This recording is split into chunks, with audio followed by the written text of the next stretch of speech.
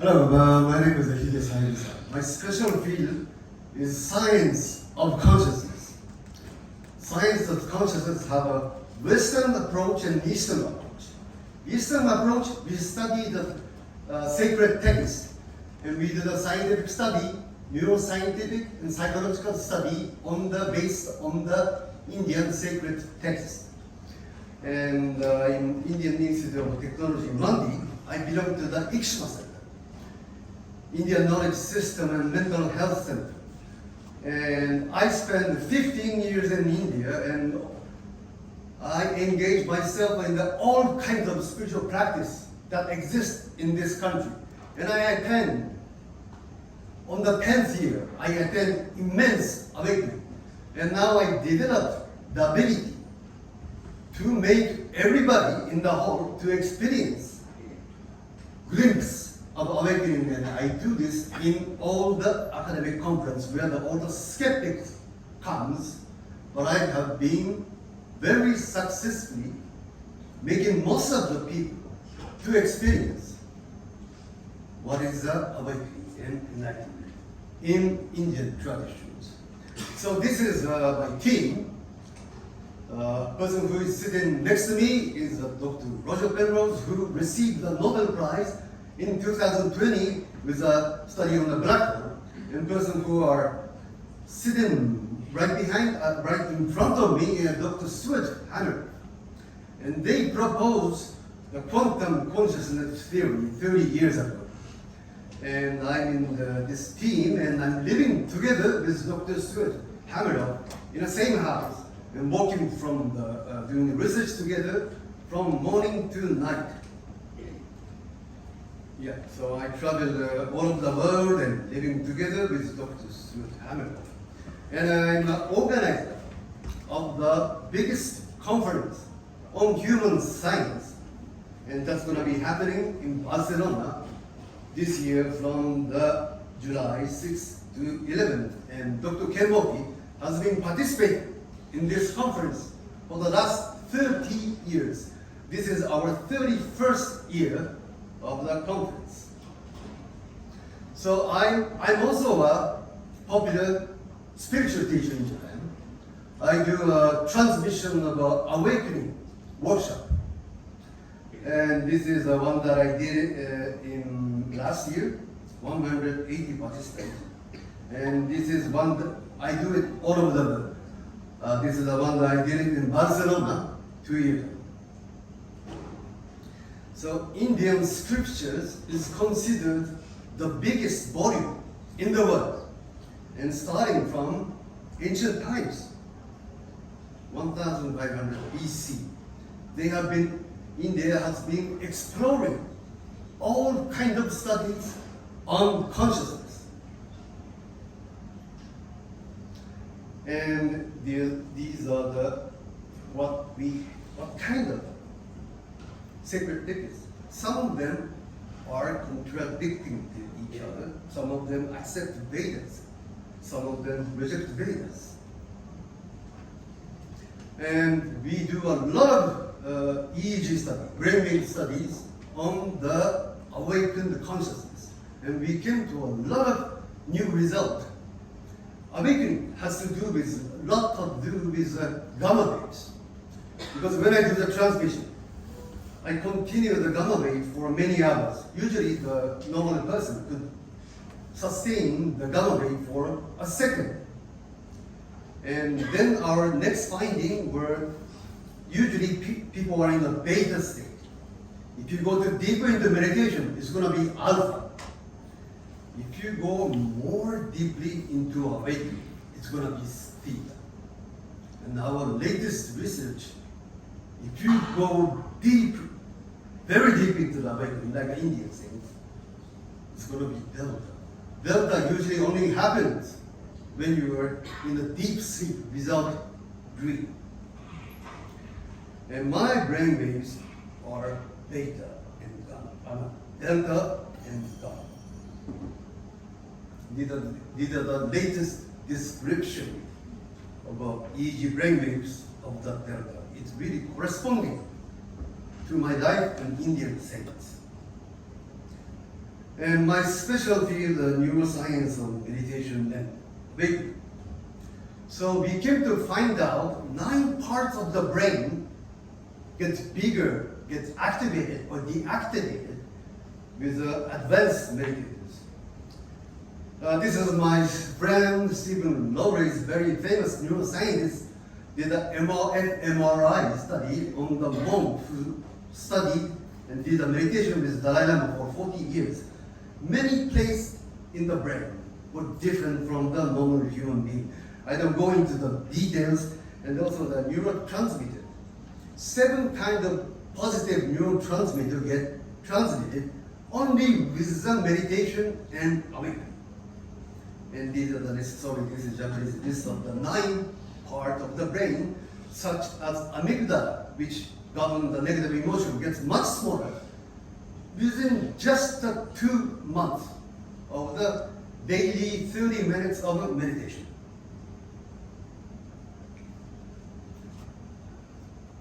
And I will talk about my latest research on scaling the human consciousness. Up to now, nobody was able to measure or scale in a scientific equipment of the human consciousness. First, we did the experiment on the mice. This is anesthetized mice. It's flat, brainwaves are flat. This is a high frequency brainwave machine. Usually, up to now, normal brainwave machines is 0 to 100 Hz. We use 6 to 26 megahertz. And this is when the mice is awake. You could see the signals. And then I did on the human subject. This is when patients were awake. We will have to detect brainwaves. And after 5 minutes of injection of the general anesthesia, it became completely flat. So we were able to detect the mechanism of the general anesthesia. Because of the frequency, 6 to 26 megahertz, the conclusion is consciousness emerges inside the microtubules, quantum effects. General anesthesia only works on the dumping, the quantum vibration in the microtubule. Because after the general anesthesia, neurons are still rapidly working. And after we stopped the general anesthesia, it took 10 minutes. Gradually, the signal came back. And scientists are thinking awakening deep meditation is expansion of consciousness. This is when I'm in deep samadhi. This is the brainwaves of when I'm in samadhi. So we did a lot of studies on high frequency brainwaves and human consciousness. And my other research is, can you scale, measure happiness? Because most of the people, the mental condition in all over the world is, extremely terrible condition, and this is how much money we are wasting on the mental issues every year. It's a huge amount. And I came up with this research, my own research, map of awakened, enlightened consciousness. I don't have a time to talk about the 4 types of meditation that I attained during my 15 years in India. This is a map of ego. This is the roadmap about spiritual transcendence. Number 1, length of breathing is 2 to 5 seconds. Because I work together with many hospitals and psychiatric hospitals. They check all the patient breathing. Everybody's breathing was less than 5 seconds. So if we could prolong the breathing for more than 5 seconds. Nobody has to go to the psychiatric hospitals, mental hospitals. And I work together with a pain clinic. All the patients who come to the chronic pain clinic, their breathing for less than 5 seconds. I call the breathing inhale and exhale count as one during the regular meditation. And it corresponds to the brain wave. Number 1 and 2, 3 corresponding to beta waves. Number 4, 5 corresponding to alpha waves. 6, 7, 8 corresponding to the theta waves, and 9, 10 delta waves. When I came to India, I was in number 1. And after 33 years, I attained number 10. And I have spent many years with Indians who are above 6, who are deeply awakened and deeply bliss all the time, and they could transmit what they are attained. So this is my research. Yeah, this is in Tokyo University. First, they checked my brain waves, and I did the transmission experiment.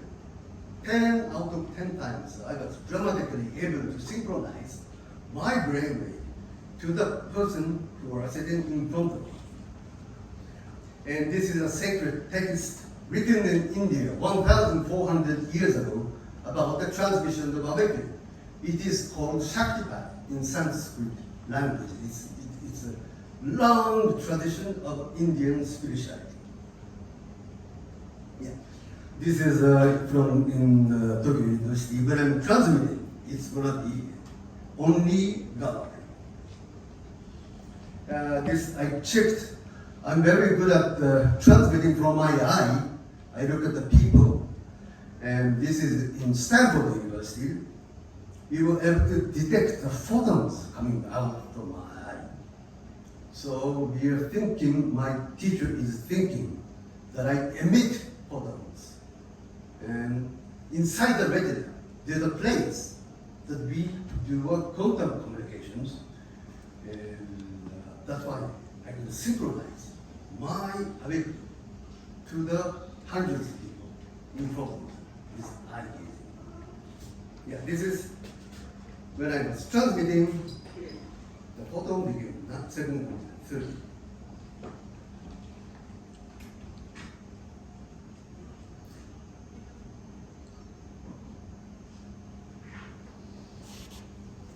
Yeah, I gave 28 hours, one course in IIT Mandi about these studies. History and timelines of Indian scriptures, Indian saints up to 19th century, esoteric Indian knowledge system, history of psychologies, transpersonal psychology and somatic psychologies, academic study of consciousness, transtech research and products. Transtech products means we are doing scientific studies to stimulate. It's called neuromodulation. We stimulate the person's brain, particular spot, with the ultrasound stimulation. It is called TUS, transcranial ultrasound stimulation. It costs very expensive, $100,000. This is our Center for Consciousness in Arizona University. So we have been doing this research on the human subject since 10 years. And we also do a photobiomodulation. This is also one way of neuromodulation. And we were successful in reversing Alzheimer's patients' memory loss process to the normal state. And both of these deepen the meditation and happiness and well-being. So I think we have a very big potential in introducing these two types of neuromodulation. And there are many types of neuromodulation. TDCS, this electric current, and music. But I think these two have the biggest potentials.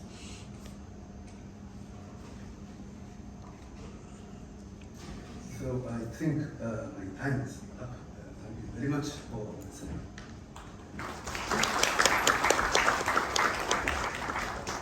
Thank you so much. Any questions from the audience?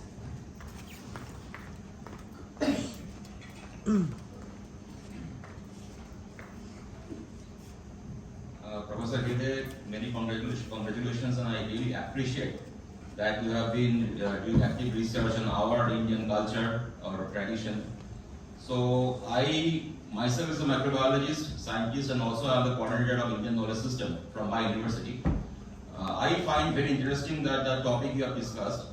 I have one question that if the scenario is a very intense pain, a physical pain, suppose a subject is going through a physical pain due to wound, is there any meditation, is there any chanting, is there any therapy, apart from the medicines and anesthesia, that the pain level can be detached from the mind and the individual may find relief? We did a lot of research because with a collaboration with the pain clinic, the pain has a lot to do with the psychological issues. Usually, person who comes to the pain clinic develop depression at the same time. So prolonging the breathing and going to the deep bliss, you don't feel the pain so much. I think that will be the very good solution. Okay, so that is a very effective remedy. It can be applied instantly. Yes, yes. Thank you. Hi. Oh, sorry. Actually, I'm a long-time friend of Hide, so I know what you're doing really excellent. And my question is, you are a really practiced meditator, right? I'm not a practiced meditator. So can you help people, going into higher levels of meditation using this kind of technology?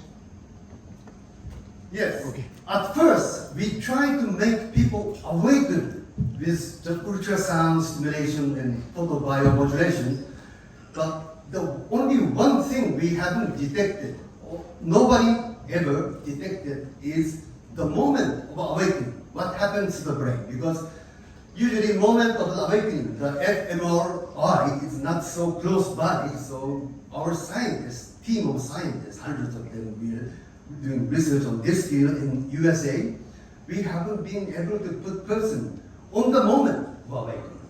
But I do a workshop, I can make most of the participants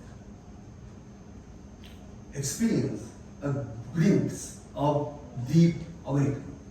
And to the more than 90% of the person.